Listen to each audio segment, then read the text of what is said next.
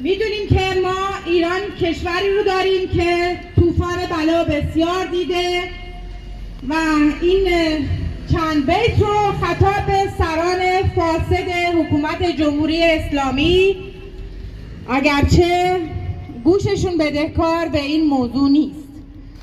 هم مرگ بر جهان شما نیز بگذرد، هم رونق زمان شما نیز بگذرد. باد خزان نکبت ایام ناگهان، بر باغ و بوستان شما نیز بگذرد.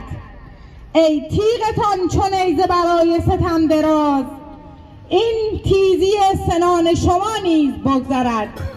در مملکت چو غرش شیران گذشت و رفت، این عوعو سگان شما نیز بگذرد.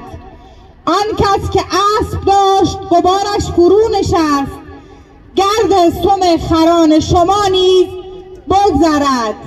خامنه ای ضحاک میکشیمت زیر خاک، خامنه ای ضحاک میکشیمت زیر خاک، خامنه ای ضحاک میکشیمت زیر خاک، خامنه ای ضحاک میکشیمت زیر خاک، خامنه ای ضحاک میکشیمت زیر خاک.